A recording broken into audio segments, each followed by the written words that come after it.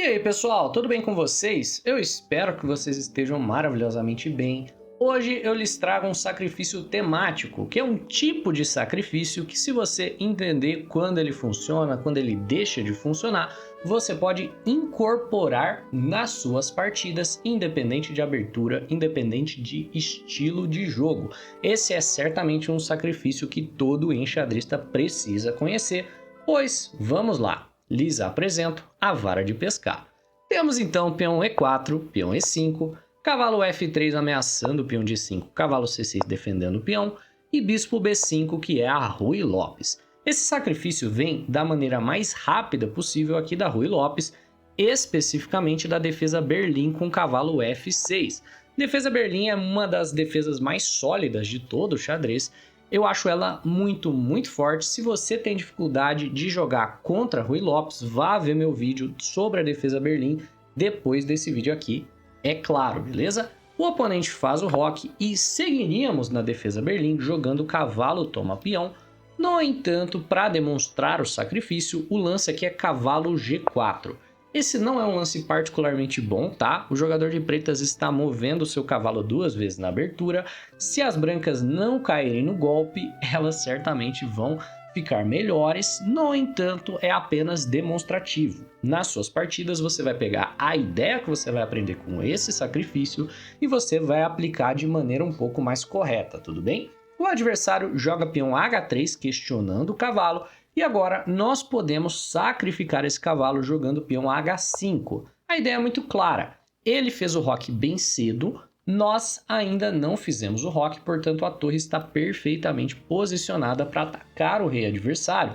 Então, depois de peão de H toma cavalo, toma peão, nós temos uma coluna H aberta com torre e dama prontinhos para dar checkmate no nosso adversário. Cavalo H2, nós podemos jogar a dama aqui para casa de H4 e de repente temos uma posição onde o checkmate já é imparável.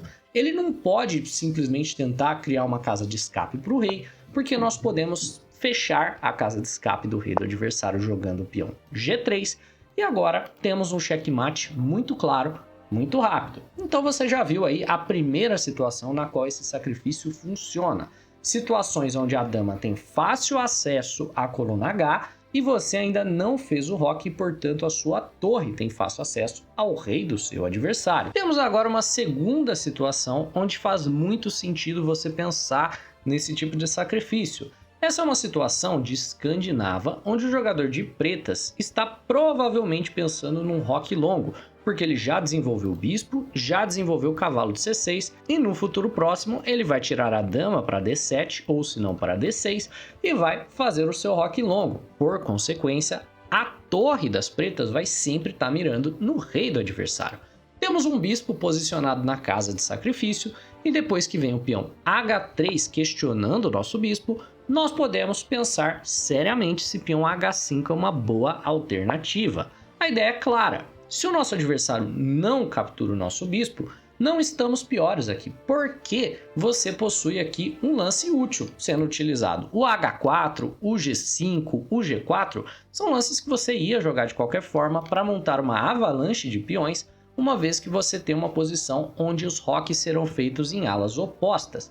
E caso ele aceite capturar o nosso bispo, nós podemos simplesmente retomar com o peão de H e temos a mesma justificativa para o sacrifício funcionar. Por exemplo, se o adversário volta o cavalo para a casa de H2, podemos jogar ainda dama H4 e novamente o checkmate aqui já é imparável. Nessa posição especificamente, o oponente pode jogar cavalo para G5, segurar tudo em uma posição um tanto quanto dinâmica, onde você tem muita justificativa pelo seu sacrifício, devido à existência aqui da coluna aberta para sua torre. A ideia agora para as pretas é roque longo, quem sabe dobrar torres ao longo da coluna H e tentar dar um checkmate, já que a dama não tem facilidade de se envolver por aqui, ou se não, dama D6 e tentar se envolver por ali, certo? Temos várias ideias agressivas que você pode fazer funcionar, mas esse é um caso onde o mesmo sacrifício vai ser aplicado com ideias semelhantes, mas de forma um pouquinho mais embasada, numa posição onde você não tem que fazer nenhum lance ruim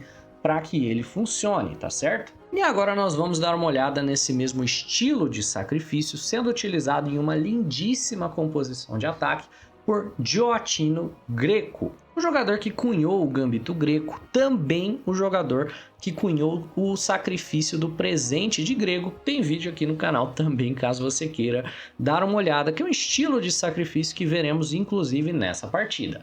Gioacchino Greco começa com peão E4, temos peão E6 por parte do adversário, a defesa francesa, vem peão D4 e ao invés do tradicional peão D5 que viria, o oponente dele joga cavalo F6. Isso daqui é a defesa mediterrânea, não é muito comum.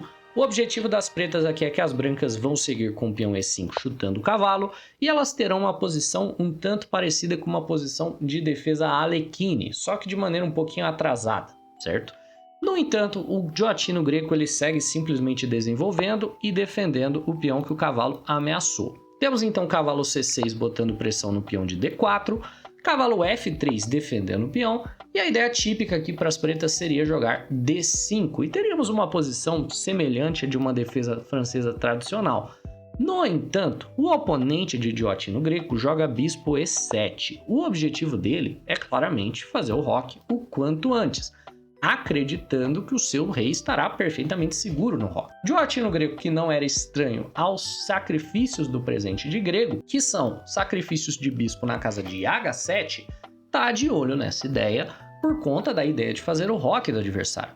Qual que seria o problema? Se você segue desenvolvendo normalmente, digamos com cavalo C3, e depois do roque tenta o presente de grego, que seria, por exemplo, chutar o cavalo e sacrificar o bispo na casa de H7 para poder envolver cavalo e dama com cheque no ataque, o sacrifício não funciona. Por quê? Se bispo toma H7, rei toma H7 e o cavalo não consegue se envolver com segurança. Por exemplo, se cavalo G5 e o jogador de pretas não pudesse capturar esse cavalo, o checkmate seguiria com certeza depois de dama H5 e dama H7. Mas nesse caso o cavalo não consegue se envolver com segurança, então bispo toma cavalo e depois de bispo toma bispo nós teremos dama toma e o ataque das brancas morreu e a peça foi sacrificada à toa. Gioacchino Greco, que conhecia os dois tipos de sacrifício, agora prepara para que o sacrifício do presente grego funcione jogando peão H4.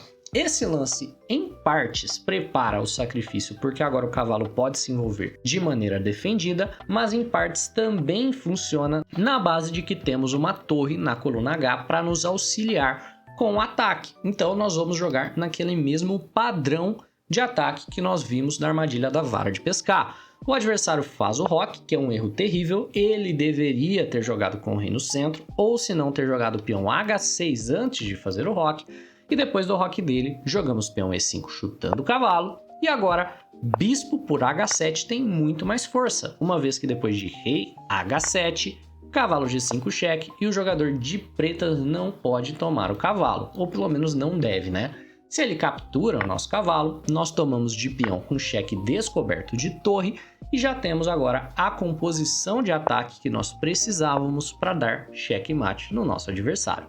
Novamente, reiterando, caso ele tente gerar uma casa de escape com o rei com a movimentação do peão de F, basta você fechar a casa de escape avançando o peão para G6 e você terá uma doce vitória. É isso, pessoal. Espero que vocês tenham gostado. É isso, pessoal, espero que vocês tenham curtido o vídeo. Não deixa de se inscrever no canal se aprendeu algo de novo, dispara o like desse vídeo e até a próxima. Um abraço.